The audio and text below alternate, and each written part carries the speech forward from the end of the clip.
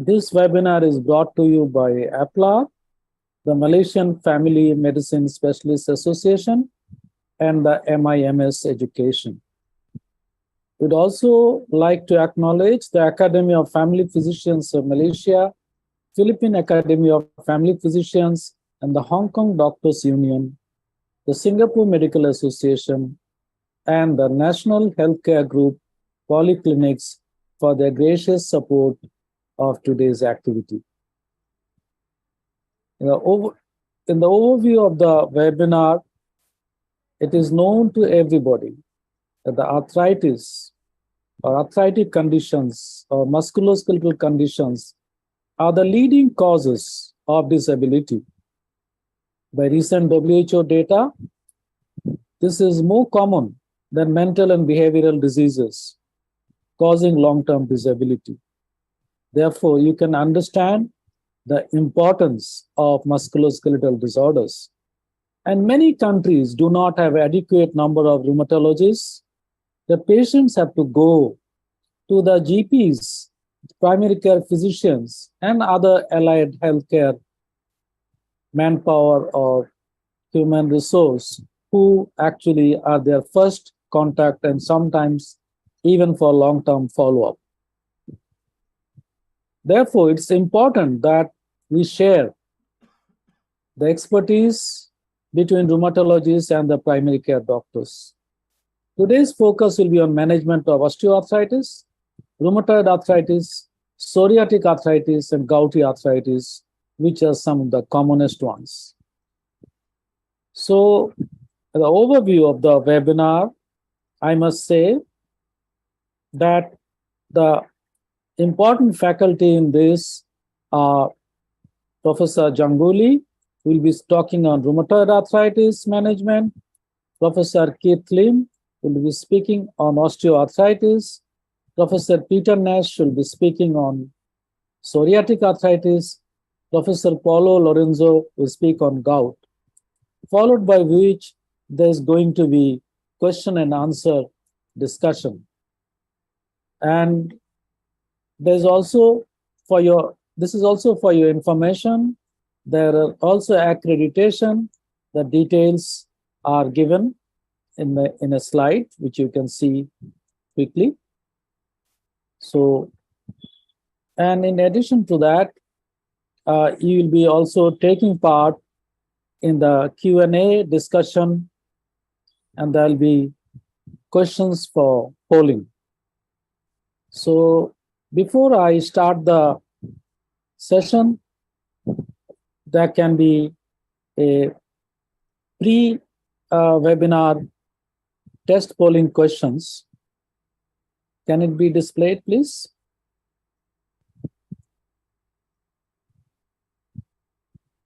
So if you have done with it, I will go into the first talk of today.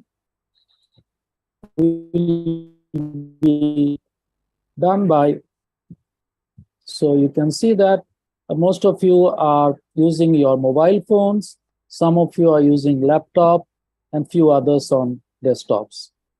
Thank you for taking part in the poll. Now,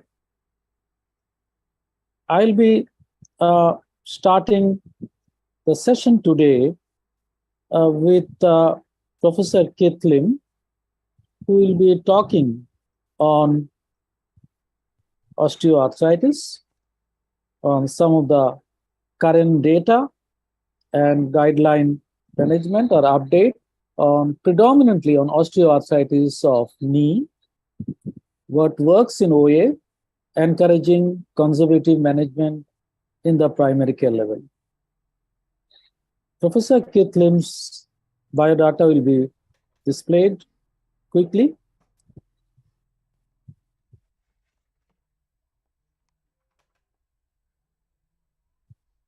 May I have the next slide introducing Professor Keith Lim?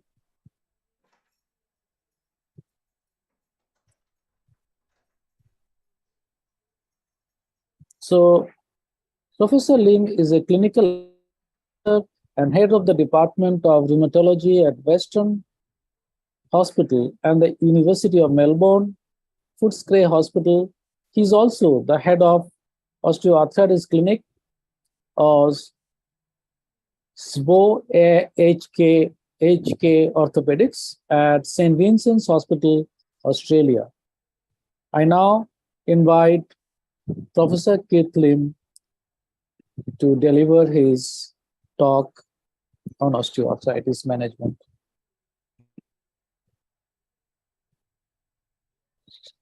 Thank you, Professor Dandeep. I'm going to talk about a very common topic, which represents the majority of the main burden of musculoskeletal disease in Asia and throughout the world. And I just want to update you on what is the latest in the data and the management of this condition. It might sound a bit boring to you, but unless you do the basics right, you're never going to be able to help these patients with this condition. So I'd hope that at the end of this talk, you understand how I would manage osteoarthritis with the experience that we've had over the years. Now, the talk and the data that we get is based on many multiple guidelines that are out there. You can look them up, from the ACR to the localized Malaysian and Philippines OA guidelines, and they all share a common theme. There's no mystery as to how one should manage knee OA, for example. And just if you look at the slide, I've just summarized for you with the ACR guidelines 2019, you will see that on the green zone is where all the recommended management for particularly knee OA is based, and the red zones apply to areas where we prefer you not to practice. That's an update on the latest on disease-modifying agents in osteoarthritis. We have had a lot of excitement over the last decade about possibilities, which involve cartilage agents, bone agents, anti-inflammatory, even biologics. They include protease inhibitors, something called spirofermin, the Wnt signaling inhibitors, TGF-beta, cathepsin, anti-resorptives, IL-1, colchicine, diasterin. The list goes on and on. There are multiple types of agents that are being tested, but unfortunately, they haven't been very successful. That's not the same thing as saying that we're going to stop trying, but so far the results have been disappointing for various reasons. There were safety issues in some, and they were withdrawn. The progression of OA is slow, so there's a long lag time. And the other area which is very interesting is people are beginning to recognize that we should be addressing the primary concerns of the patient, which is basically pain and function, and not necessarily just joint structure.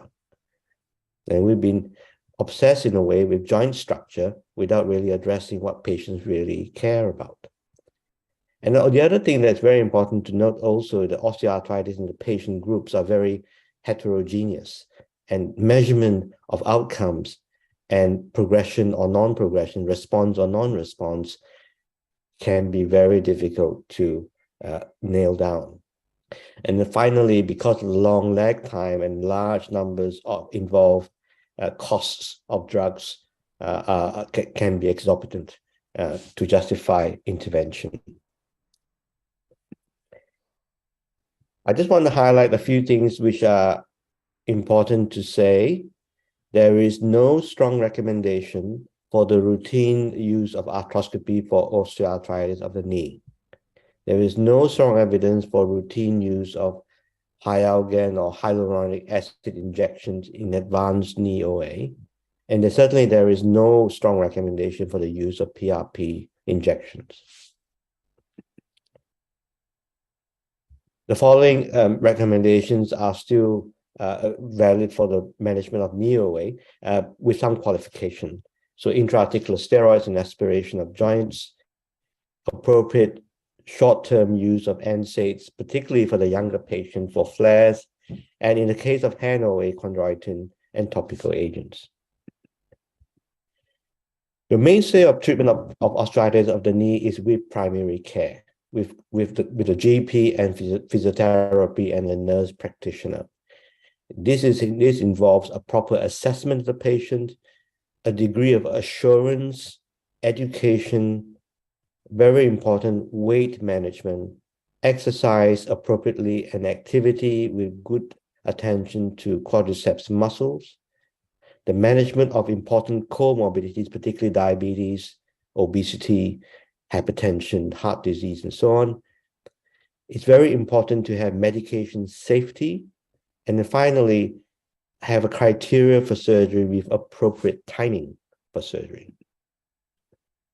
I'll give you an example of my practice in Melbourne, where I've run a osteoarthritis cohort since 2007. So we've had it for 15 years, just based on conservative therapy with me, a rheumatologist, my colleague, some trained physiotherapists, a dietitian, and a nurse educator.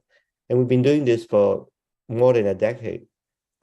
So I just want to give you a statistic on some patients who were referred for orthopedic surgery with moderate to severe knee OA for surgery, and what happened to them after 1 year spending time with our clinic. After 1 year, we discharged 30% of them to the GP. 60% were still managed in the clinic happily, and we only referred 10% for surgery. So 90% didn't require surgery of those who were referred to the orthopedic surgeons for surgery. What happened to them after 8 years? And we published this to show that of the people who remained under conservative care, less than a third progressed on to total knee replacement. You think that the percentage would be higher if we held them back for about a decade, but that's not necessarily true. So people do improve. We did a survey of rheumatologists in the region recently to look at what they did with physiotherapy. And you can see that most of them tried to refer to physiotherapy, 57%, but a large proportion, 43%, did not refer routinely to physiotherapy. And if we asked the reasons why, it was to do with cost, access, and patient choice. If we asked them about weight management and dietary referral, the majority did not refer for dietitian or weight management, and only a third did so. And when you ask them why, again, the same things: cost, access, and patient choice.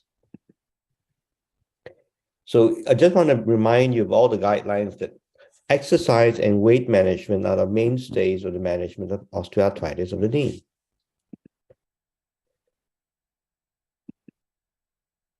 So there are gaps. There are gaps in the way we manage osteoarthritis.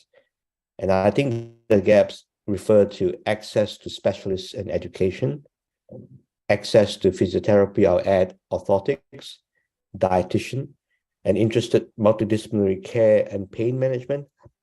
And certainly in terms of cost and availability of theater time and surgeons, access to arthroplasty is a real issue. So the mainstay of treatment should be conservative therapy, focusing on education, weight loss, management of comorbidities, pain management, medication safety, preferably in a multidisciplinary setup, and timely surgery for knee replacement. They remain the key tenets of good management of OA.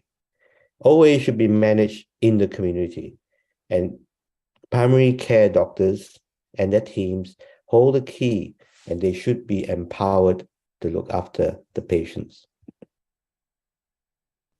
Thank you. That's all I have to say for now. Thank you.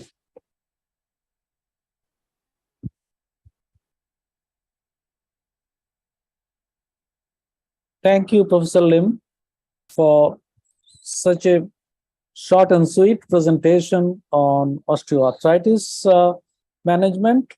And you have really brought out the most relevant and the practical points. We now move on to the next speaker, who is Professor Peter Nash, who is going to speak on the key updates on psoriatic arthritis, diagnosis and management. Professor Nash is a professor of the School of Medicine at Griffith University and associate professor of the Department of Medicine at the University of Queensland. He is also a director of the Rheumatology Research Unit as Marucci Waters, Queensland, Australia. I now welcome Professor Nash to deliver his talk. So thank you, Professor Danda. It's very kind of you to invite me to share a few thoughts about psoriatic arthritis and what we were able to learn at APLA just gone. As a disclosure, I've been involved in clinical trials with all the modern targeted and biologic therapies for the management of psoriatic arthritis. We must always focus on a patient, and we need to think about how we manage these patients with someone in mind. And here is one of my 28-year-old ladies. Can you imagine having nails like this? This is dactylitis. There's already getting deformity of her digits, and she has this terrible rash. People with bad psoriasis, leave alone bad psoriatic arthritis, think they have a disease worse than having cancer. So in the modern day where appearances are so important, people really feel both the nails and the skin very, very importantly, and we should not underestimate them. When I see patients referred from the general practitioners, we really need that penny to drop. They know they've had psoriasis for 10, 15 years. When they start getting arthritic symptoms, because usually the rheumatoid factor is negative, the ESR is normal, they don't make the link. The minute they think of the link, it's obvious when the penny drops, when they search through the hair or on the skin and find a couple of these psoriatic lesions. Stop sending one swollen knee in a well person to the orthopedic surgeon, query septic arthritis, because they're well, they do not have sepsis. This is the typical asymmetrical arthritis you see in patients with psoriatic arthritis. Similarly, if you have one painful forefoot, don't send them off to see the orthopedic surgeon. They'll do an MRI. They'll say they've got a Morton's neuroma, when really they have forefoot inflammation from psoriatic arthritis. So GRAPPA has worked on these different questionnaires to help decide which psoriasis patients have psoriatic arthritis. You can leave this in the waiting room. If the score is above a number, then this patient needs to be reviewed. It doesn't matter which one you use, but as soon as you exceed the baseline score, you can see that there's something arthritic and inflammatory going on.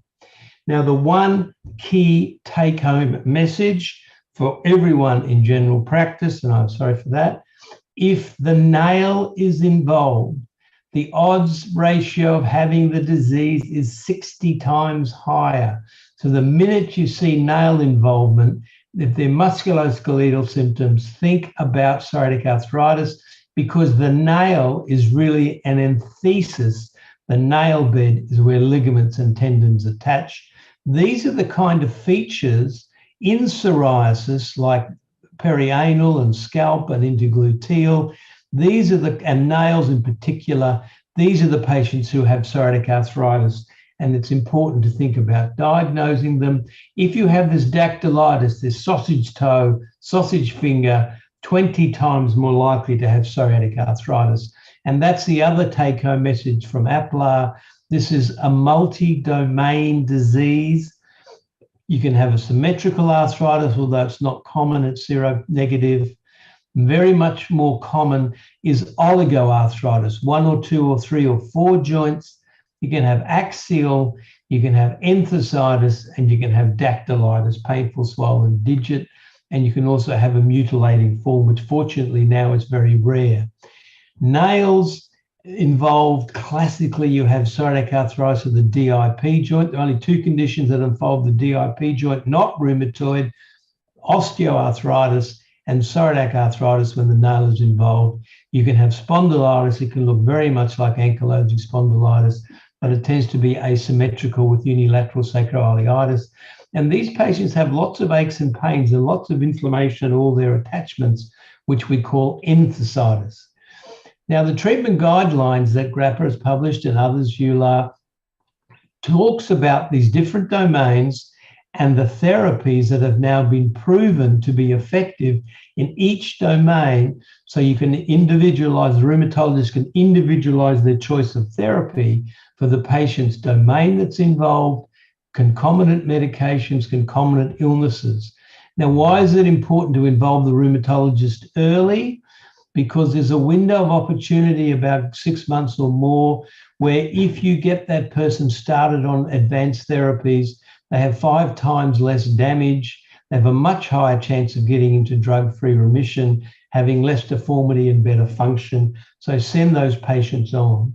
The question now is not how to treat, but which of these amazing number of therapies we have. We have 5 TNFs, we have 4 17 inhibitors, 3 23 inhibitors, 3 JAK inhibitors. And for the first time, we need any new therapy to work on all these different domains, stopping X-ray damage, working without methotrexate, not causing or abrogating inflammatory bowel disease, and also a domain of safety. So if the spine's involved, then these are the 2 therapies that are most effective. If the skin's involved, then these are the 2 therapies that are most effective. So we can individualize our choice of therapy. Now, the general practitioner has to be aware of the comorbidities of living with chronic inflammation. And this is where you can come in and make a huge difference by reducing cardiovascular risk, stopping smoking, controlling weight, controlling blood pressure, treating lipids with statins, by using your guidelines in each country, fatty liver. They often take alcohol drugs and they're often depressed. These are all not fancy PET scans and expensive MRIs. This is just good, solid medicine that we need the general practitioner to get on top of, particularly if the rheumatologist forgets. Now, some of the things that we saw at APLAR include prediction tools of help us to work out which psoriasis patient is going to develop psoriatic arthritis. So we might be able to intervene early and see if we can prevent the progression from PSO, which characteristically these patients have for many years before psoriatic arthritis develops. We're now using combinations of conventional therapies. You don't have to worry yourself about these different agents, but we now have a couple of oral small molecules that work very nicely by reducing the cytokines that we know are important in psoriatic arthritis. And as we said, we have a number of TNFs. You've all heard of the TNF inhibitors. We now have 5. They're the gold standard. They put about half the patients into minimal disease activity. And now there's a whole number of biosimilars, copycats coming along, which will make it cheaper and cheaper to use these biosimilars. For example, in our country, the biosimilars have now cut the cost of the TNFs in half. The 17 inhibitors are very safe, very effective for skin, nails, and joints.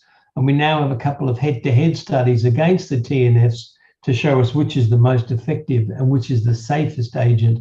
And some of these were discussed at APLAR, including this new IL-23 inhibitor, which gets about 35–40% of patients into minimal disease activity. And that's, we know, is associated with better symptoms, better signs, less damage, and less morbidity and mortality. The other thing we discussed at APLAR was the effect of gender on response to therapy. And you should be aware that females have higher baseline disease activity and they respond less well to some of these new therapies. This is one of the JAK inhibitors, an oral small molecule. Again, the details aren't important, but we need to think hard about gender and obesity as well, and how that affects disease activity and how that affects response to therapy. Clearly, safety is critical. It doesn't matter how effective an agent is. If it's not critical, then we lose a lot of benefit. And we're used to the TNFs having all this baggage because it's made a tremendous difference to the management of rheumatic disease over the last 20 years. TB in the Asia Pacific and opportunist infection is a major issue. The 17s have a signal for inflammatory bowel disease, aggravation, and candida that's usually very minor. The JAK inhibitors are under a little bit of a cloud because of zoster and risk of cardiovascular events, particularly thrombosis, venous thromboembolism. And the new 23 inhibitors are really very, very safe with no TB signal. The 17s, no TB signal. And for me, again, in the Asia Pacific, to have an agent that is a biologic, very effective for joints, for all the domains, for the skin and the nails, that does not have a signal for TB is a big advance. So there's a long list of therapies that we use, and every rheumatologist has in the back of their mind not so much which drug to use in which person, but more which drug not to use in which person. We wouldn't use methotrexate if it's a very heavy drinker, or someone with advanced interstitial lung disease, or a positive hepatitis B and C. Similarly, with leflunomide, be careful with pregnancy, and so on down the list. These are the kinds of things that your rheumatologist has in the back of their mind when they pick and individualize a therapy for the patient sitting in front of them. And of course, there's issues of cost and access and route of administration, pregnancy, lactation, etc., is very important. So it's really very important that the rheumatologists get involved early and that they decide on the appropriate therapy, weighing up risk and benefit. What's going to happen in the future? At APLA, we talked about the importance of the microbiome and organisms that are associated with active psoriatic arthritis, and we're going to start using combination therapies to get better outcomes and more patients in remission. And there's a nice little study from Japan where using a flow cytometry chip, we can perhaps decide which of the many biologics is most appropriate for which patient. It's being tested in much larger studies around the world, a little bit like the oncologists say, breast cancer, estrogen receptor positive or negative, HER2 positive or negative, this is the chemotherapy for you. We're going to try and do the same thing with our biologics. So we need to have a goal, and that goal is remission and stopping disease, retard X-ray progression, controlling all those comorbidities where the general practitioner is very important and very helpful. And I'll be very happy to take any questions. So thank you very much. Thank you, Professor Nash, for such a masterly and brief presentation on managing psoriatic arthritis. As we have mentioned in the beginning, the question answer will be at the end of the session after all the four speakers speak. So please be patient with us. The next speaker is Professor Paulo Lorenzo. Professor Lorenzo is going to speak on gout, on key updates on gout diagnosis and management. Professor Lorenzo is the chairman of the Department of Medicine and chief of section of rheumatology at Makati Medical Center, Philippines. He is a consultant at the Asian Hospital and Medical Center, and he's also UPPGH, Philippines. He's also the Asia Pacific League of Association of Rheumatology, or APLA's vice president at the moment. Lorenzo is known for his crystal clear presentation. He had designed the APLA guideline for gout management. I now welcome Professor Lorenzo to deliver his talk. Thank you very much, Professor Danda. Thank you for the very nice introduction. And good evening, everyone. So my talk is key updates on gout, diagnosis and management.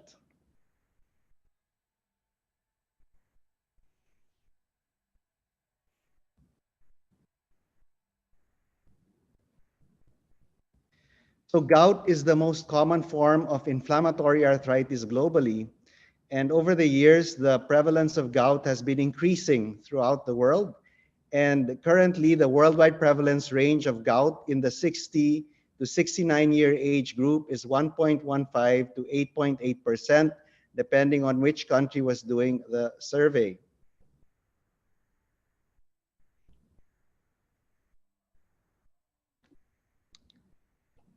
The 2015 ACR-EULAR classification criteria for gout came up with a scoring system wherein if you had more than or equal to 8 points, this suggested a high sensitivity for gout of 92% and a specificity of 89%.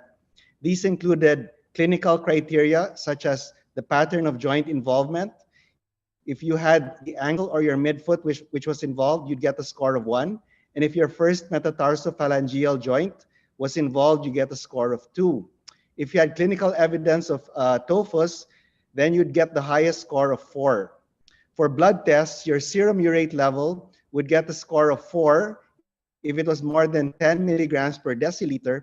And if on synovial fluid analysis, if you had a negative test for monosodium urate crystals, this would actually be a -2 instead of a 2 there in the slide. And if you had imaging studies, whether it was an ultrasound study or a CT scan, which showed urate crystal deposition, you were given a score of 4. So in 2018, the EULAR came up with a 3-step process for making the diagnosis of gout. The first step was crystal demonstration. And if this was done, then you would have the diagnosis of gout.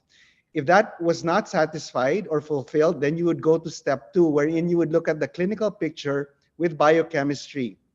This included monoarthritis of the foot or ankle joint, especially the first MTP, previous episodes of a similar acute attack, rapid onset of severe pain, swelling, or erythema of the joint, and in the presence of hyperuricemia.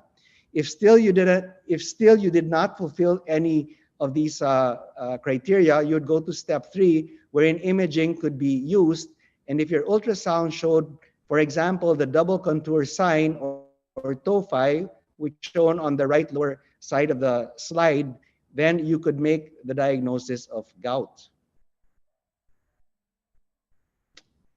So for the management principles of gout, we treat gout flares, we lower our serum uric acid, we provide prophylaxis while initiating urate-lowering therapy, we optimize dietary and lifestyle factors as appropriate, weight loss, limit purine-rich foods, limit alcohol and fructose-rich beverages. Total prohibition of purine intake is not recommended, since the impact of doing this only reduces your uric acid to about 1 milligram per deciliter, and there's a great burden on the patient to follow this diet. Lifestyle approaches are adjunctive and are not replacements for pharmacologic treatment.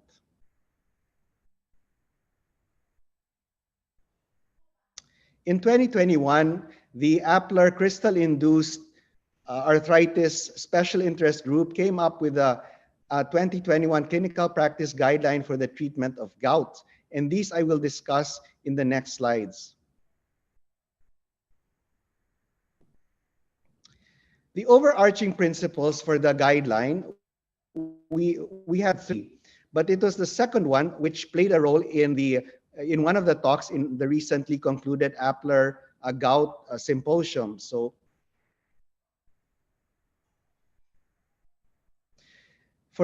this is number 2 item. Gout management should be holistic, which includes urate-lowering medications, appropriate lifestyle choices, and treatment of comorbidities such as cardiovascular diseases, hypertension, diabetes, the metabolic syndrome, and renal disease.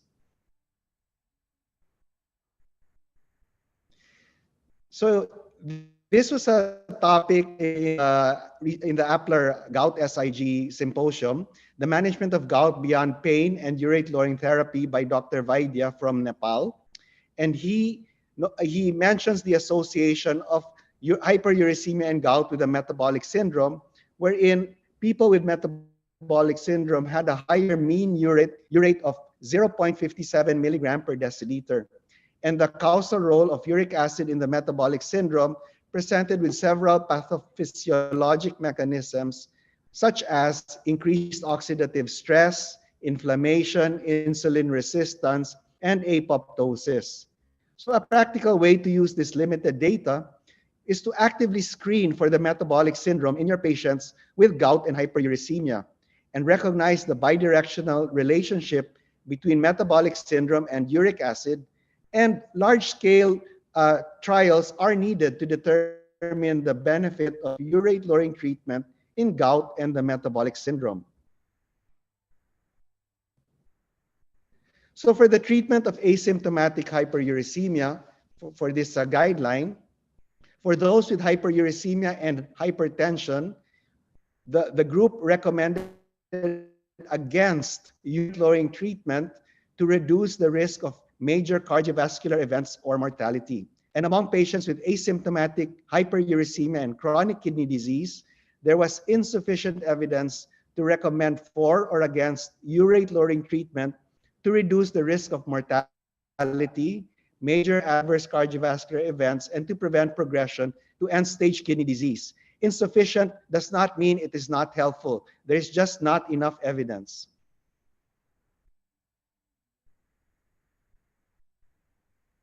For the treatment of gout, among patients with acute gout, we recommend the use of colchicine, NSAIDs, and systemic corticosteroids as first-line therapy to reduce pain.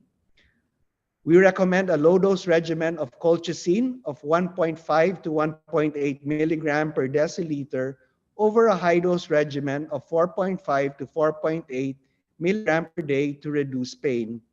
And there is insufficient evidence to recommend for or against the use of intra-articular corticosteroids to reduce pain. Once again, there's insufficient evidence. However, it does not mean that this is not an effective treatment. We still don't have enough evidence.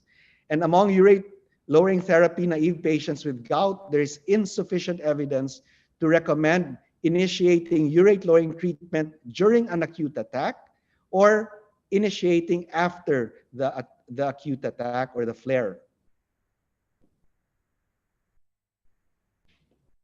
For prophylaxis against gout flares, when initiating urate-lowering treatment, we recommend the use of low-dose colchicine prophylaxis. And for those who are intolerant to colchicine, we suggest NSAIDs as a second-line prophylactic. Among adult patients with gout initiating urate-lowering treatment, there is insufficient evidence to recommend for or against the use of systemic corticosteroids as prophylaxis. For urate-lowering treatment, there is a special population of people with the HLA-B5801 allele for this gene prior to initiating allopurinol if the prevalence of the population is more than 5%. We neither recommend for or against febuxostat or allopurinol in this group of people. And among patients with gout and serum uric acid level of more than 9 milligram per deciliter, we suggest initiating urate-lowering treatment to prevent recurrence of gout flare. So these are the newer agents for acute gout. We have IL-1 inhibitors, anakinra, canakinumab, and others that are currently being investigated. Penicillamine derivatives, inflammasome inhibitors, caspase inhibitors. And on the right side, we have newer urate-lowering drugs such as uricostatics, uricosuric agents, lesinurad, which is not available anymore, and even a drug for diabetes, which is a uricosuric, canagliflozin, which is an anti-SGLT2 inhibitor. Then you have your uricolytic drugs, pegloticase, and your urate transport in intestinal lumen activators. So for non-pharmacologic interventions, we suggest limiting alcohol intake. There's insufficient evidence to recommend for or against limiting purine-rich food. And to prevent gout flares or reduce serum uric acid levels, we suggest prescribing weight reduction.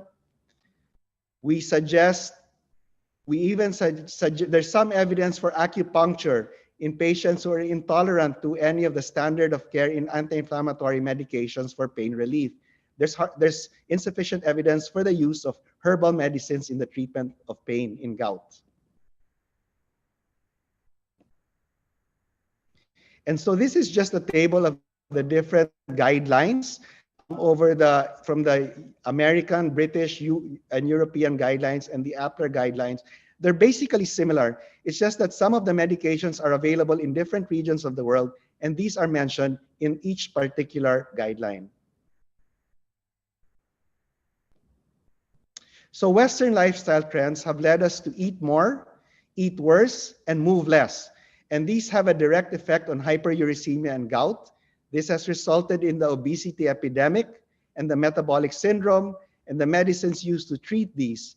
And these have a mediated effect on hyperuricemia and gout.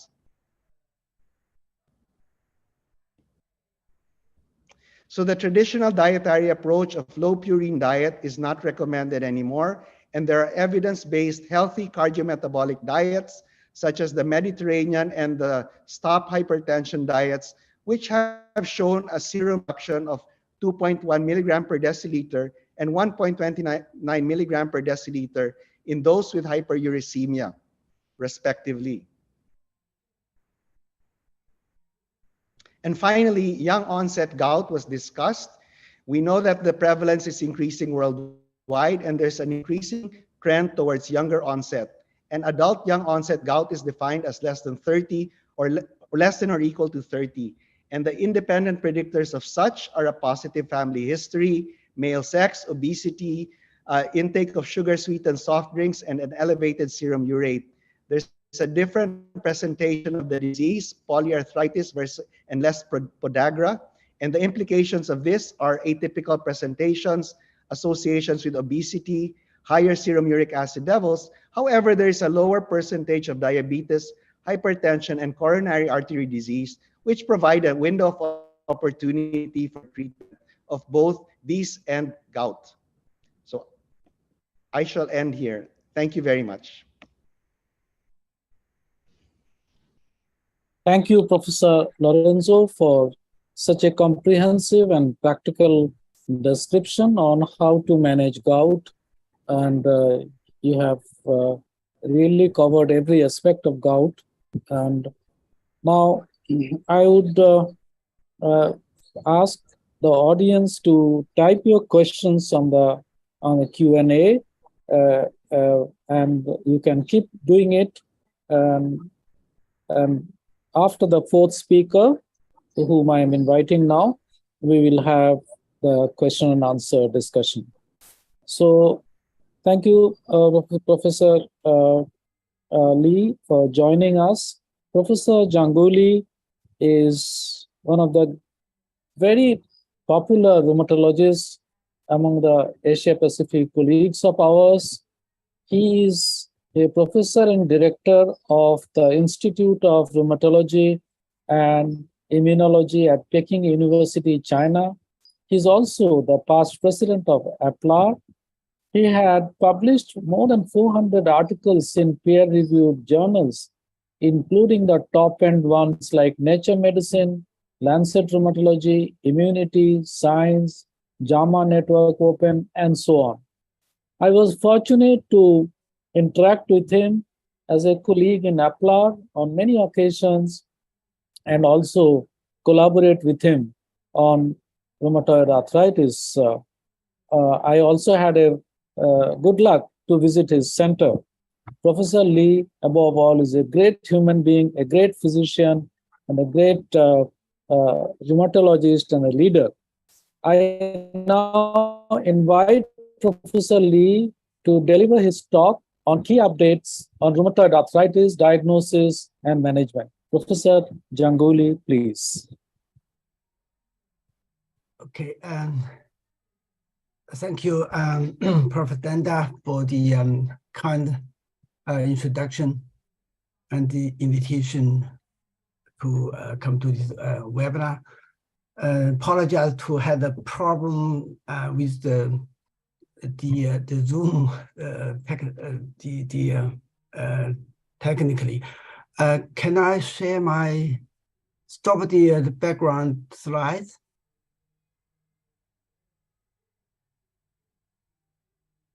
Okay, right. So in the next 15 minutes, I'm going to talk on the early diagnosis and treatment of rheumatoid arthritis. So as Dr. Danda introduced, I come from the Department of Rheumatology at Beijing University People's Hospital. Next, okay. We're going to talk from these three aspects, the lower remission first, then early diagnosis, and then lastly, there will be a therapeutic strategy for RA. The next slide. Okay, this is to show the low remission rate in RA patients from various studies. Here, basically to show us no matter what kind of medication we use, including biologic or the targeted synthetic DMARDs, the remission rate based on the ACR 70 means only 70% improve from the baseline. See, all these medications here bring down the activation of our patient 19%, 32, and 20, 30, something like that. Meaning most of the patient of RA still in active. So they need better treatment. We just finished a study a couple of years ago, published last year, actually on behalf of the RASD group, showing the remission rate in Asia Pacific region is not that good either. See, here's from 17 centers, over 2,000 patients, the remission rate based on the 6 criteria is about 30% or 20%, here at 17.1%. This remission rate is very much similar as previous study from the other country, even worldwide. So RA in terms of remission is not that good. Next. Okay, we did a study in China's multi-center study to show the disability rate in this country. Here we can see 77.6% of the patients in disability. So most of patients really did not get proper treatment during the daily practice. So we need to work on this for our patients. This for the diagnosis. So I think to solve the problem, one of the major the strategy for rheumatologists and also for primary care doctors, we need to do this, diagnose the patient early. Oh, it's not good. Can I share my slide by myself?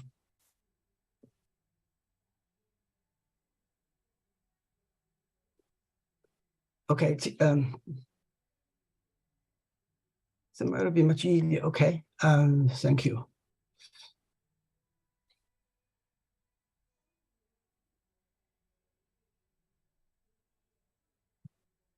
Okay, actually, I borrowed this slide from Professor Danda a while ago to show the background of classification criteria.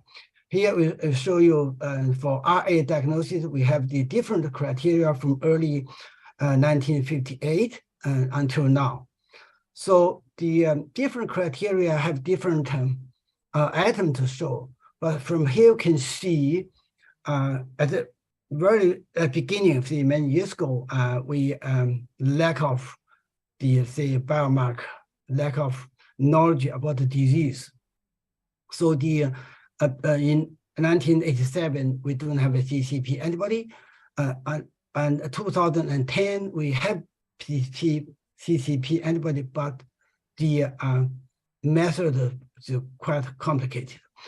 And also this criteria is for RA, for established RA diagnosis. There's no single criteria for early RA.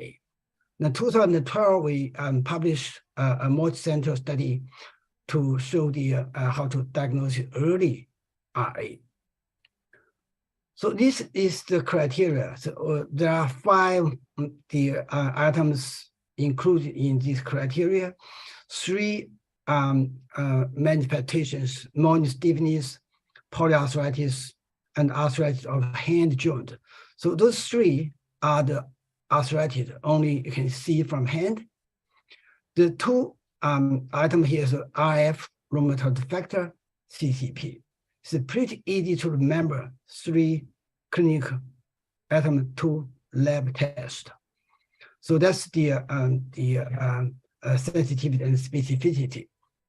Now this is a simple criteria, but it's slightly, I should say, better than the earlier 2010 and 87 criteria.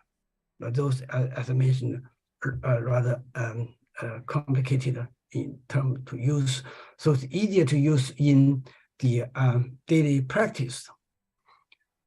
For the RA treatment, I think for most of these recommendation, the rheumatologist realized we should let patient come to a stage as remission.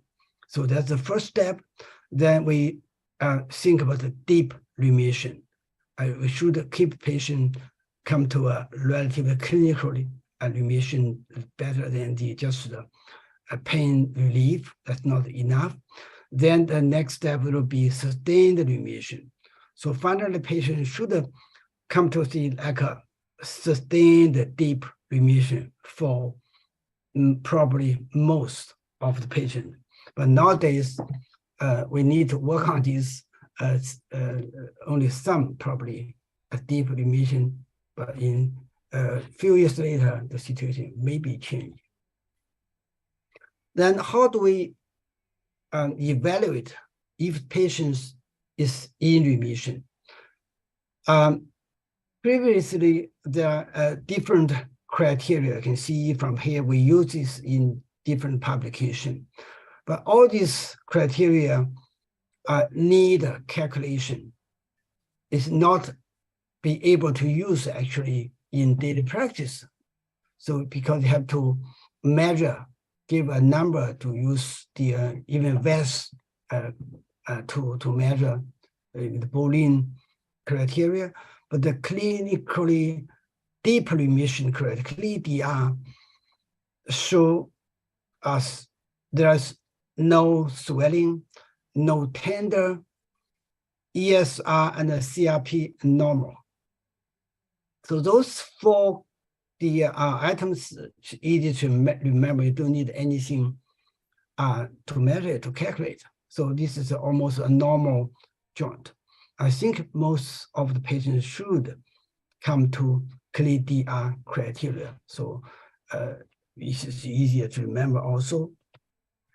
A few weeks ago, there's a lecture from Professor Paul Emery, who was the APLA, the president many years ago. He used the term called multi-dimensional remission. I think for some patients, we should consider this stringent clinical remission, imaging, mainly ultrasonic examination, and also immunological remission. This will be good for long-term remission. This even, I think it's stringent than the CLIDR, but I think in the long run probably worthwhile towards this aim. Now, how should we treat our patients?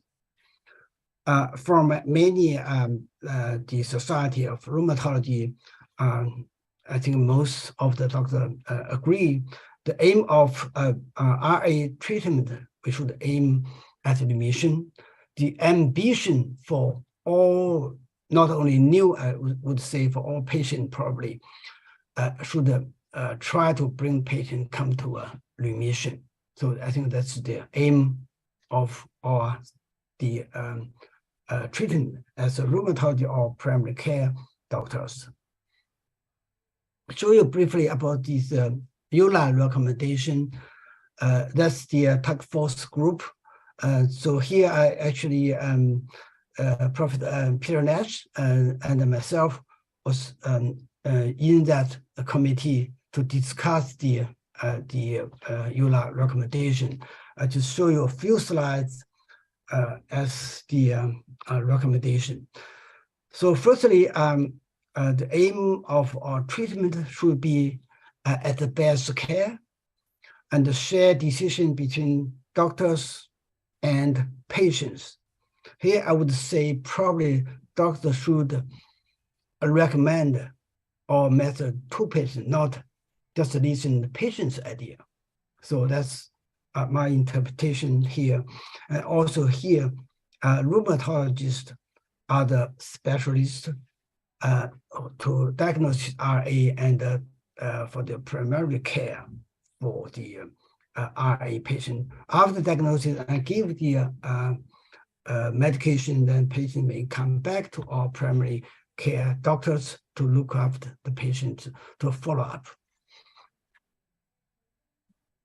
The other few points will be DMARD should be started as soon as the diagnosis is made, and sustained remission, as I mentioned, and monitoring the disease.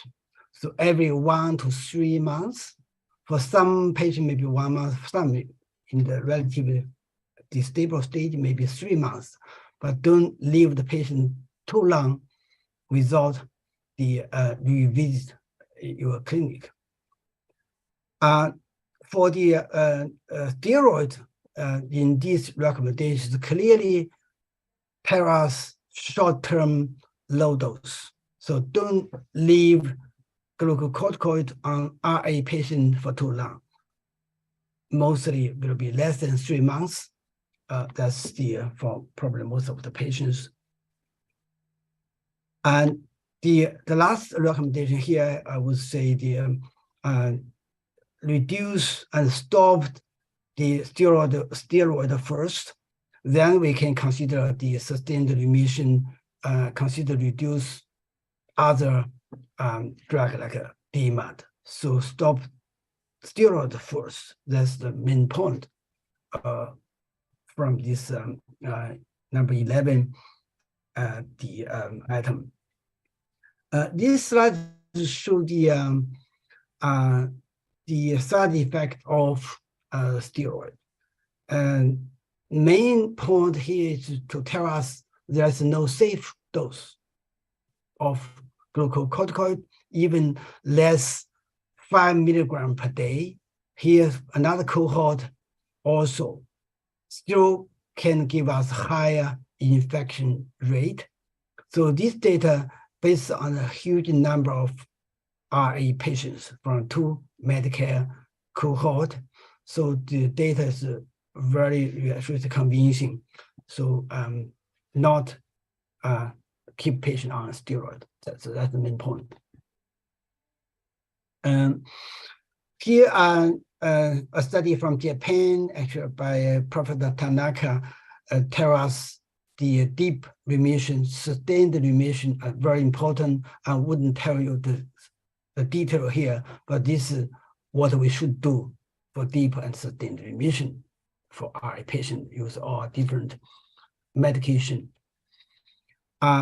This study is from my own group to show the prolonged intensive DMARD is important to bring the patient come to a stable stage or in remission. This is by a print study. It's a multi-center the trial in China. So better remission, less flare. So that's the conclusion. From a study called Stress, mainly tell us the reduced anti-TNF-alpha will lead patient with more relapse. I think this result, probably I think similar as any other biologic. So don't reduce the dose too early. So that's the point here. And also for the JAK inhibitor, this is baricitinib, dose reduction will, the patient will have a flare earlier. So that's, you can see the 4 milligram and the 2 milligram, the maintain, the remission is different. Higher dose is better. So that's the clearly shown from this figure. The last slide here I want to show you is the strategy called the comprehensive strategy. So firstly, DMARD is important for most, I should say all the RA patients. DMARD, this is a must. The rest of this method and the medication also should be considered, depend on the patient condition, individualized. So some patients need a topical medication, intra-articular injection, like the other arthritis also. Some patients, we do need this. NSAIDs, the adherence come to the clinic regularly, not leave patient too long, as I mentioned, physical therapy. For surgery, as a rheumatologist, I think we don't recommend the patient to come to surgeon too early, unless we really had difficulty with a proper medication. We cannot control the disease, or patient have a severe deformity. So try to use medication or method to control the RA first, not the surgery. This is the last step. So the how to get remission, even deep remission, the major three aspects is important: early treatment, rational therapy based on the recommendation, individualized therapy, and also precision. For different patients, give different medication, different combination, effective and safe regime is very important. So I stop here. I would like to take any question if you have. Thank you for your attention.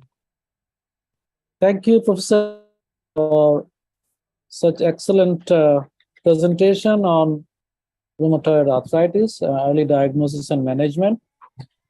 So before we go to question and answer and discussion, it's my pleasant duty to introduce one of the panelists who would be part of the panelists whom questions will be asked to, is Professor Sally Suryani Ahit.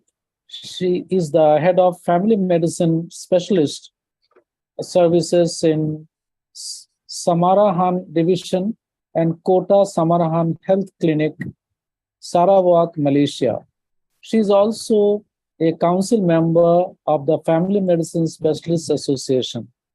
So welcome, Dr. Sally, on board.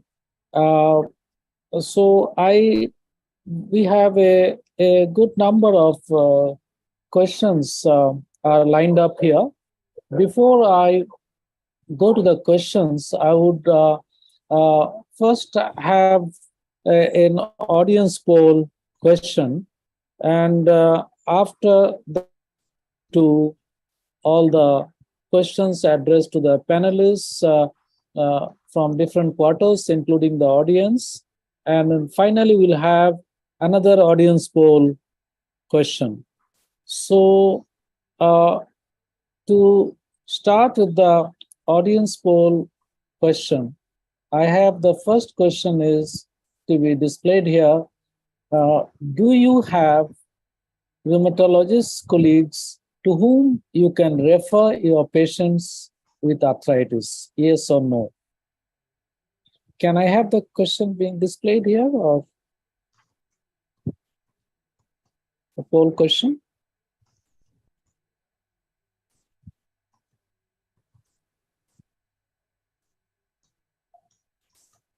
No. Not this one, the other one. The poll question for the audience: do you have a rheumatologist colleague to whom? Yes.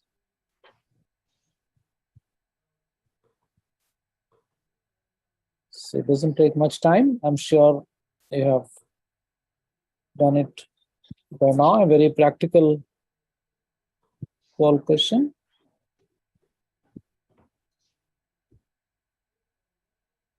Can I have the results? So about 2/3 have a rheumatologist colleague to whom they can refer to, whereas about 1/3 do not have. So that's also a big number, and I think it's a very good eye-opener for everyone. Now I will address the questions for the faculty and the panelists. So there is a good number of questions. Please bear with me. I will just dish out one by one and ask. So the first question is, from the rheumatologist's perspective, what is the general role of the primary care doctor in the management of patients with RA, OA, psoriatic arthritis, and gout? Maybe each of the speakers can speak one line, one sentence each. Professor Lee, followed by Professor Lim, followed by Professor Nash, and followed by Professor Lorenzo. I will repeat the question again. From the rheumatologist's perspective, what is the general role of the primary care doctor in the management of patients with RA, OA, PSA, and gout? Professor Lee is to start with. You are muted, Professor Lee. So I will expect our general practitioner to look after RA patients well, ask them to come back to the clinic regularly for the monitoring. I think it's important. If patient, we don't allow patient to reduce the dose or stop it. Any change of medication should come to proper rheumatologist. Thank you. Now I would ask Professor Lim for the same question in relation to osteoarthritis. I think the general practitioner is primary in the management of OA because it should be managed in the community. But unfortunately, the model that we've developed, particularly in the Western societies, is that they are referred to the tertiary centers, and particularly to the surgeons, who should be the last people to see early osteoarthritis, right? So I think our role in the tertiary center, my role, for example, who's interested, is to empower and educate physiotherapists and general practitioners about how to manage OA, and that's where our role is. But the primary care physician is the key person to orchestrate the care of OA in the community. Thank you, Professor Lim. And the next question goes to Professor Nash. Same question, in relation to PSA. So I think the general practitioner is critical in looking after the safety of the patient and the comorbidities of the patient. When my patient gets into trouble in the middle of the night, they ring the GP, they don't ring us. So they have to know enough about advanced therapies from a safety point of view. We share the monitoring. I look at the results, they look at the results. We both need to act if there's an urgent problem. And we have a list of comorbidities like lipids that need statins, blood pressure that needs, hypertension that needs treating. And I'd like to see the general practitioner involved in safety monitoring, liaising with the rheumatologist if there's any problem, and in managing comorbidities. Thank you very much. And finally, Professor Lorenzo, in relation to gout. Yes, thank you. For the management of gout, the most important role that the primary care physician can play is to be sure that the patient is taking his or her medications, especially urate-lowering therapy, and to make sure that the target serum uric acid level is maintained. And this is at 6.0 milligram per deciliter or less. And that will prevent whatever complications and acute flares of gout. So it's maintenance of medicine to see that they are compliant, and two, it's to maintain the target serum uric acid level. Thank you. Thank you, Professor Lorenzo. Now, I have a challenging question to Dr. Sally. The question is, what are the biggest challenges in the assessment and management of patients with arthritis in the primary care setting? I think it's everybody's question. Right. First and foremost, thank you, Professor Danda. And I completely enjoy every talk given by our distinguished speakers. And I do have several questions of my own, but I've got to filter them through what are the common challenges that we face in the primary care practice. So number one, I'm so glad in the perspective of rheumatoid arthritis that there's the ERA 2012, which is certainly much simpler in terms of RA diagnosis compared to the ACR 2010, which was highly technical.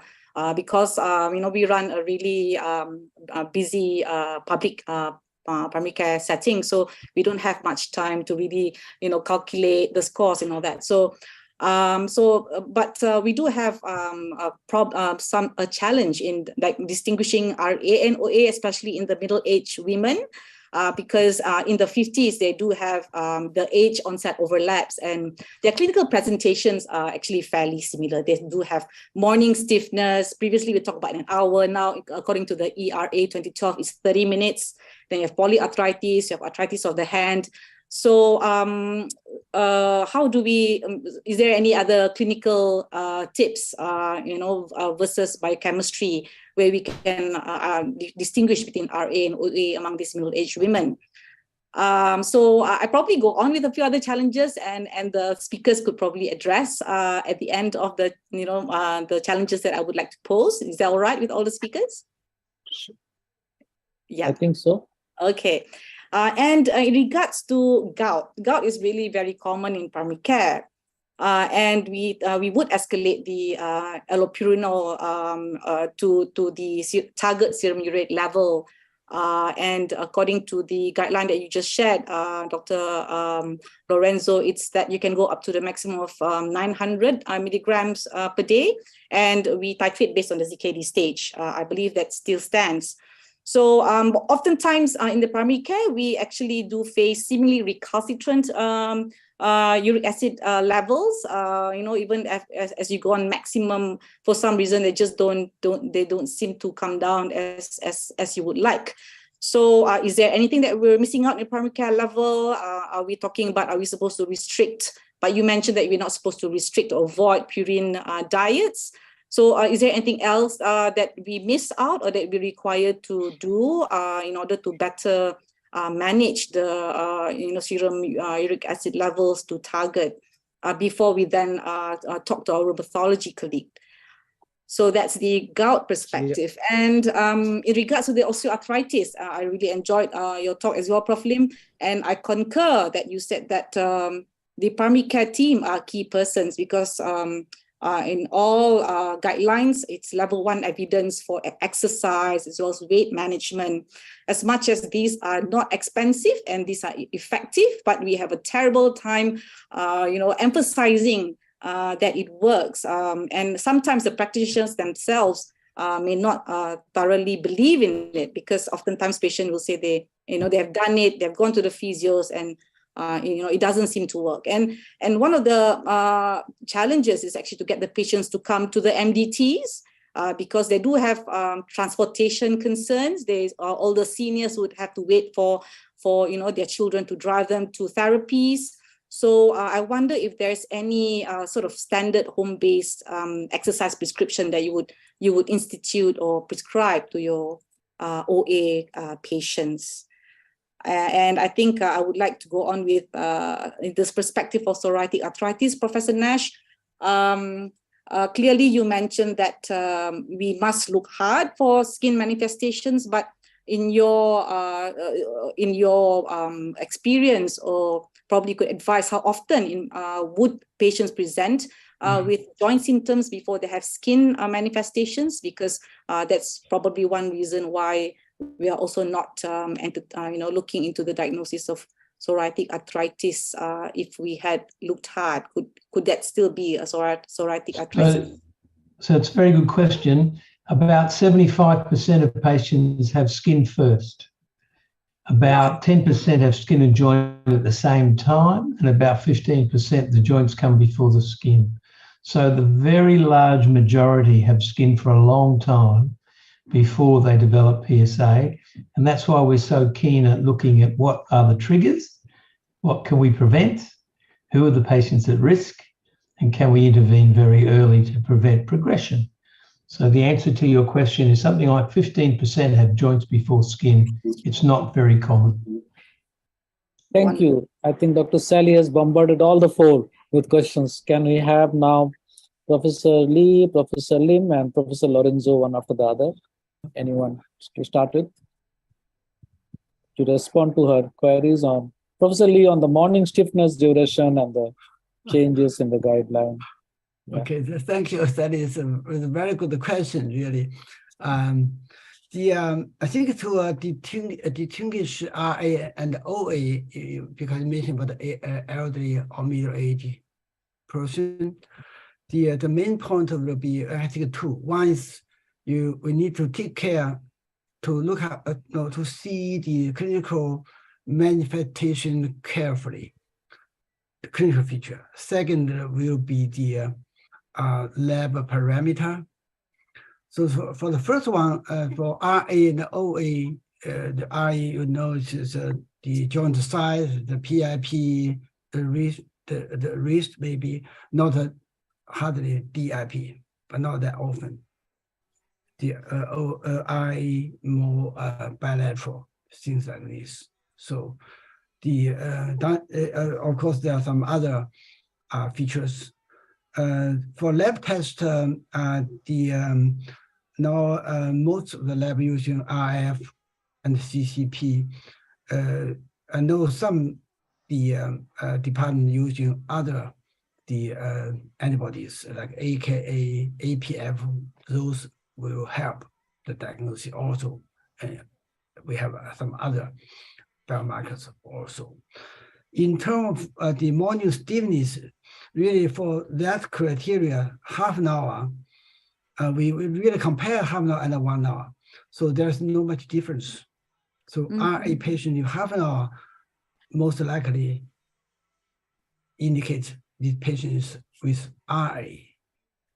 So always normally with short period of morning stiffness, maybe a few minutes, 10 minutes like that. But that's not definitely, just for most patients, the morning stiffness are often so in RA patients. Thanks. Absolutely. Thank you. Professor Lim, we have something more to add? I think she has she has complimented you more than. So in terms of online program, there's a GLAD program, GLAD, you can look up online. I think developed by Eva Roos and her team, is quite good for knee OA. But in terms of the GP practice and patients not being convinced that this is going to work, it depends on the practitioner and the relationship with the patient, isn't it? Basically, you have to have confidence that what you're saying, what you tell, you got to buy in yourself. If the practitioner is not convinced that it's going to work, it's not going to work, right?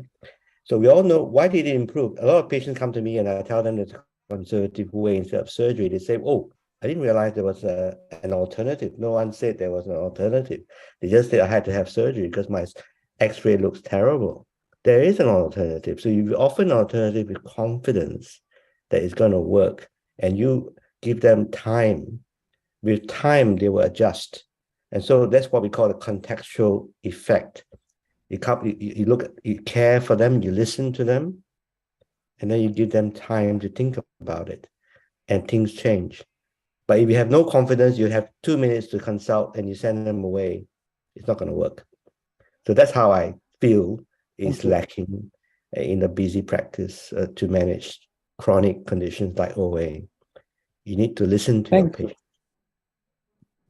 Thank you, Professor Lim. I think the next question to Professor Lorenzo is same as another question from audience. That it's about the ideal diet and correct diet, etc.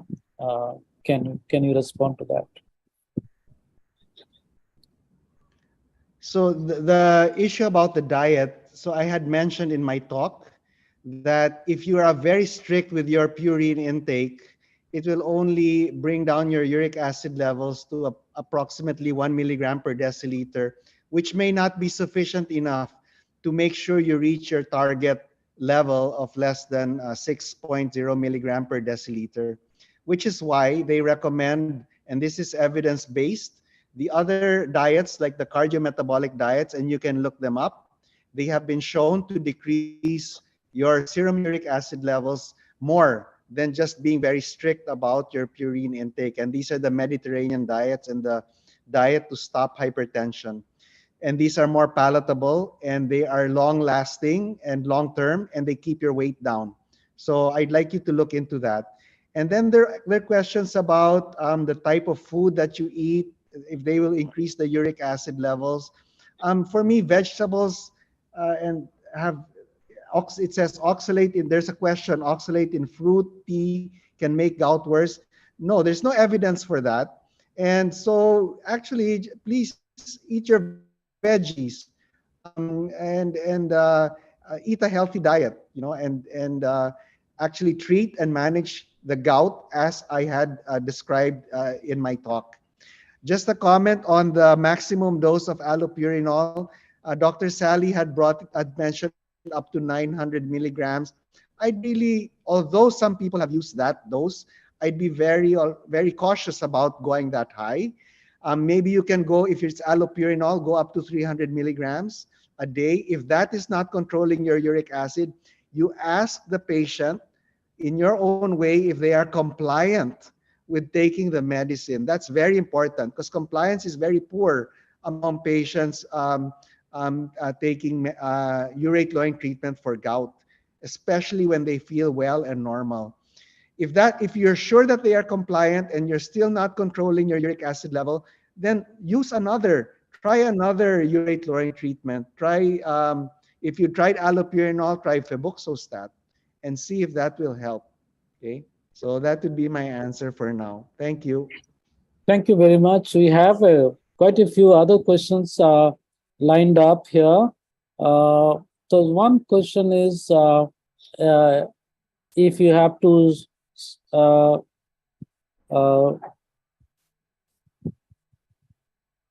I think about the comorbidities, I think everybody has addressed the comorbidities, so I'm not going into that.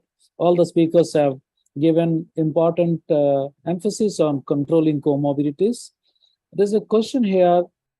What is your opinion in using intra-articular steroids versus glucosamine for grade 1 or 2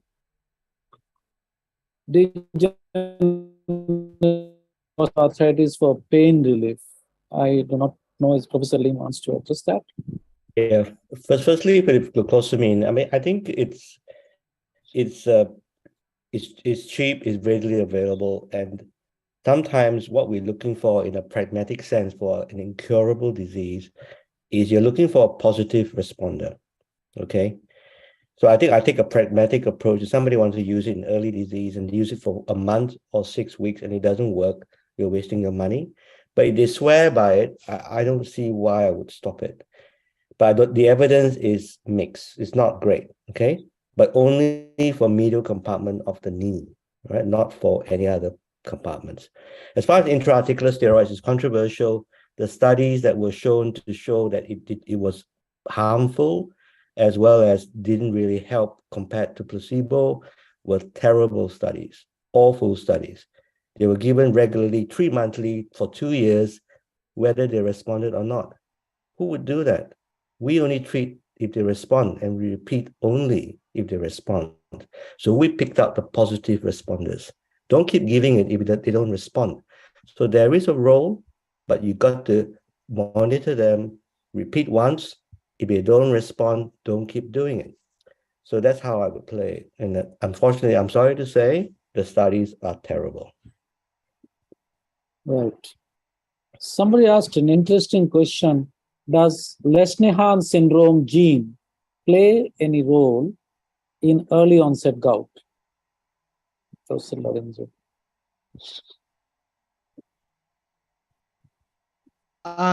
These are actually this is a genetic defect which results in gout at a very young age. These are gout in kids. Okay, so this is not what we're referring to in young onset gout. The young onset gout refers to the adult population actually above 18 who are experiencing gout earlier than they should be experiencing it. So the genetic defects of your HGPRT and PRPP genes happen much earlier. These are soon after birth. The defect is already there, and gout begins to manifest itself. So thank you for the question. Thank you. Somebody asked a question about, is there a role of HLA in managing arthritis or in diagnosing arthritis? Wants to address that question. I don't think in real life clinical practice, except for B27, that too is not a diagnostic test, is that much important in clinical practice in primary care. But this question had been asked by somebody twice. Is the HLA has any role to play? Anyone can address. I may answer that. I think it refers to the gene that predisposes one to develop allopurinol skin toxicity. So that's the HLA 5801 gene. And this is the gene that is commonly seen in gout patients of the Han Chinese lineage. So the question is, should we test everyone with it? I don't think this is cost effective. And the recommendation was it should be tested only in populations with more than 5% of those being tested are positive for the gene. So the Han Chinese, I presume that they're in China or in Taiwan, and this is where the testing really becomes significant. However, in other populations and other cultures, this may not be required. And definitely, we don't test anymore. We just the reaction of the skin hypersensitivity or reaction might be very rare in other populations, and you just have to treat in case this thing happens. Although admittedly, once this happens to you and your patient, it's a very scary complication to see. Thank you. We have two more questions for Dr. Lorenzo. One is, if somebody is intolerant of colchicine, what would be your recommended plan for NSAIDs in a patient of gout on urate-lowering agent? So that was a recommendation as a second-line treatment for prophylaxis for gout flares during urate-lowering treatment. So if you choose a non-steroidal anti-inflammatory, whatever it is, please be sure that you clear the patient of any kidney issues. Make sure that the kidney function is good. Also, very common are the gastrointestinal side effects. So be sure that you are aware of these side effects. And if you start treatment with an NSAID for prophylaxis, there is no specific time that is given. If you give it for 1 month, that's okay. But be sure that you're aware of all possible complications and you know what to do with them. Thank you. And you still have one more last small question. Can oxalate in fruits tea make gout worse?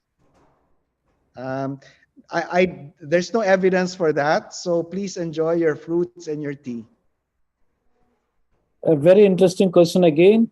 Colchicine has been used to poison in certain crimes among whites? What's the maximum?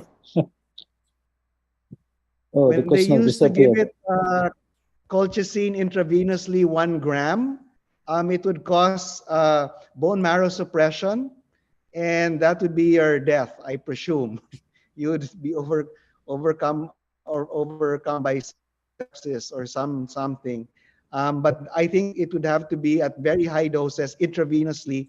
That would be the side effect, which is why we don't give it anymore intravenously, and we actually monitor our doses very closely.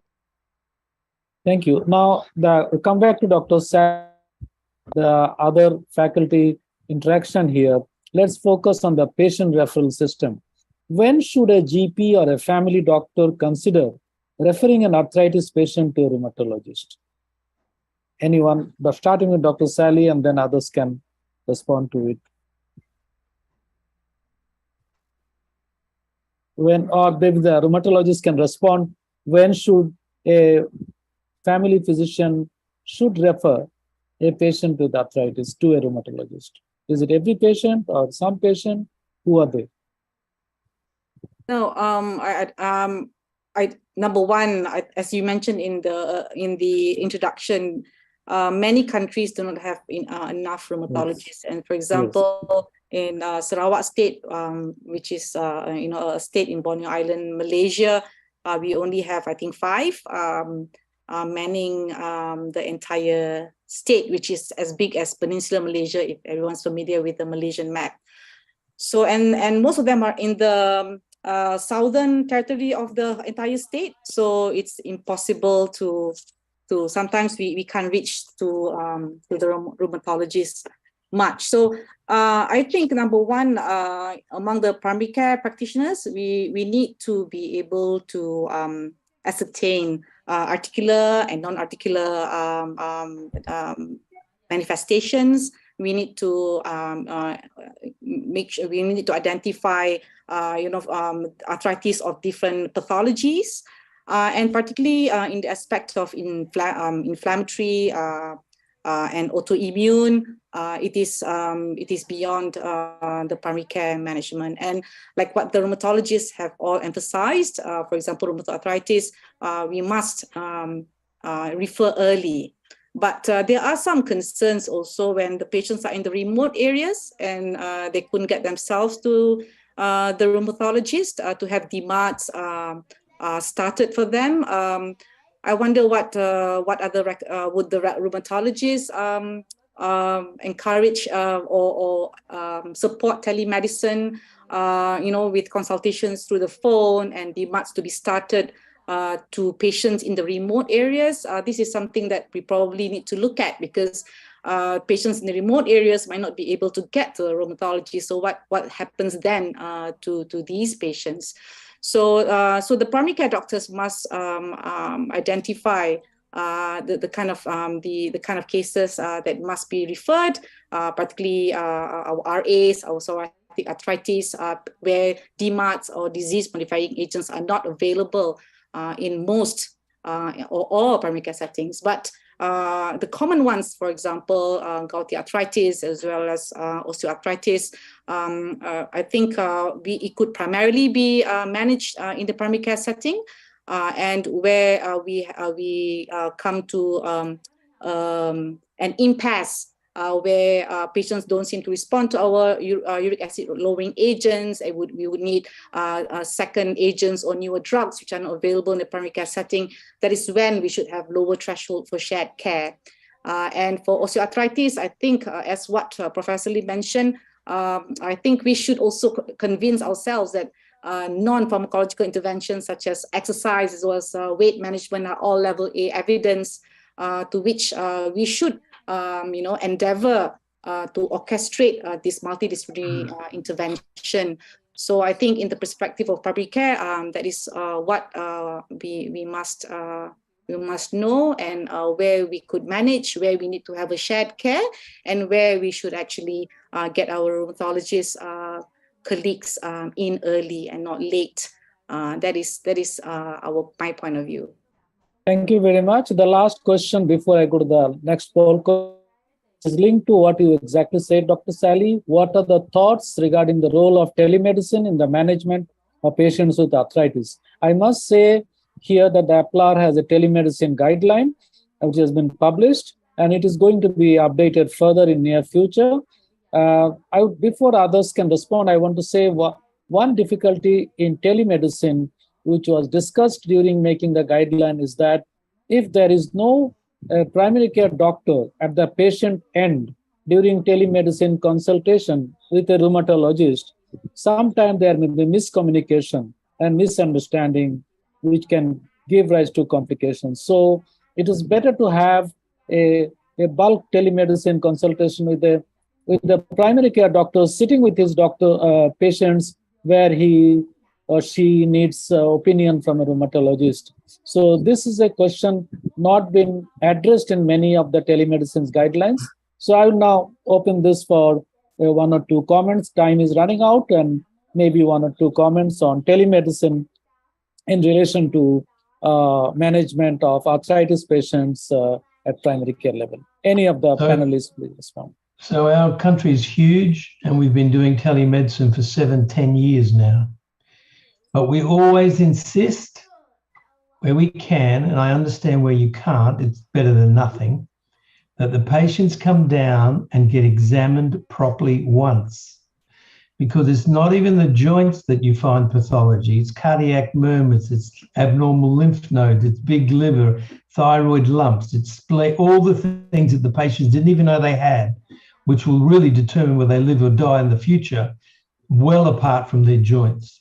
So we're very happy if we can go over the patient fully once, examine them properly fully once, and then we can telemedicine their follow-up once we've started them on treatment and follow the monitoring, whether the GP is there or not, depends on where they live. Some of our patients are a 7-hour drive from their GP and a 15-hour drive from their specialist. So always the problem with telemedicine, it's great in the pandemic, it's great if you have no other choice, but it's not as good as being examined properly at least once. Thank you very much for this valuable comment, Professor Nash. Now, before I go to the poll question, the last poll, and a few announcements. Can I have each of the speakers to say one sentence on if a primary care doctor has to start treatment on rheumatoid, on psoriatic, on gout, and on osteoarthritis, what should be the first line before the patient can meet a rheumatologist? First line medical treatment. Start with Professor Lee, then Professor Nash, Professor Lorenzo, and Professor Lim. Yeah, I think the first line treatment for RA should be NSAIDs, and also probably the topical medication to reduce the symptoms of patients, the pain, the sweating. Then refer to rheumatologist to start DMAT. Thank you. In my country, people refer to me with OA when they don't respond to treatment after the standard period of 3 to 6 months. And I suppose they want us to aspirate and inject the joints for them, or to assess the knee in case they're missing something. So I suppose if they don't respond well and there's a red flag they're worried about, then you should refer. Thank you. Thank you, Professor Lim. Professor Lorenzo and Professor Nash. Paul. Okay. So just two things. Asymptomatic hyperuricemia without gout arthritis should not be treated. There is no evidence for such. So if you see a patient with hyperuricemia and nothing else, there's no indication to start urate lowering treatment. The second point is, if you have a patient diagnosed with gout, be sure that when you decide to start urate lowering treatment, that they maintain this medicine in the long term and possibly for life. Thank you. Thank you, Professor Lorenzo, and Professor Nash, please. So we're very aggressive from day one of diagnosis with DMARDs, and that's why we're quite happy if you ring us. We'll see the patient very quickly. We triage all our referrals. I'm against starting low-dose oral steroid, like all the guidelines, including EULAR guidelines, say, because I have great trouble getting these young people sometimes off the last few milligrams of prednisone. And once they've got the bottle in their hand, every time they sore, they take a few tablets. Every time they feel well, they stop. Then they flare, they take tablets again, then they stop. And they're on the roller coaster, and it's very hard to control them. So I would be quite happy if you gave them an intramuscular injection of a couple of ampules of steroid, which will tide them over for a couple of weeks till they can get in, even do it again 1 month later. And hopefully the minute we see them, we'll start them, unless you're confident in starting methotrexate, leflunomide, sulfasalazine combinations, given comorbidities. That's why it's individual and it's tricky, and we need to see them to start the DMARDs. And many of these people need an IMI injection because they can't work, they're in pain, they can't function, NSAIDs aren't strong enough.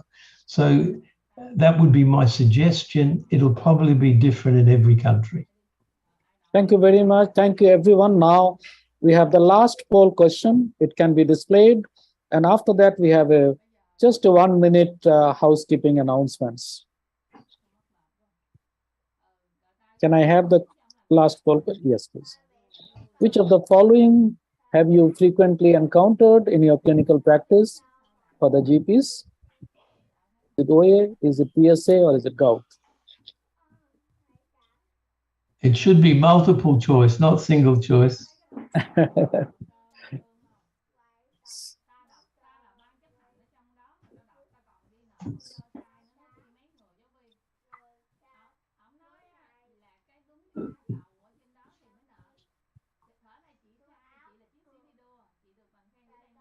Is it done? Can I see the result? And different people, yeah, you are right. It should have been a multiple combination. So as expected, the osteoarthritis is the majority of the primary care doctor sees OA as the arthritis patients, followed by gout and RA. There seems to be no one clicking on psoriatic arthritis. It's rare, but not that rare. Okay, thank you very much. And now we just have a very quick announcement. Can I make one comment, yes, Professor? Yes, Can yes, I please. make one Yes, comment? yes, please. Yes, please. The lack of psoriatic arthritis implies that embedded in the OA and other population is a misdiagnosis. That's what I think. Right. Thank you. So I think the CME attendance certificate, and for the participants from Hong Kong and Philippines, CME credit will be awarded once you answer a short 5-item quiz, the link for which has been given in your chat box, and also it is accessible via your NIMS education dashboard as you see on screen. Once again, I would like to thank all of you and best wishes. And I'm sorry for overshooting by 5 minutes, and I hope it will be very useful in everyday practice. I thank all the people involved from NIMS in organizing it, all the faculty, which are some of the best in APLA region and globally also. And thank you, audience, for your patience. I have to conclude this session now. And if there is anything else from the organizers, you can say. Otherwise, from my end, I would like to thank everyone and close this session. Thank you. Thank you very much. Thank you. Thank you. Thank you. Thank you, Paul. Thank you so much. Thank you. Bye-bye, everyone. Bye, everyone. Thank you so much, everyone. Bye. Bye. We will reach yours in emails. Thank you so much. So, yes. Thank you so much, professors, doctors. Thank you. Thank you so much.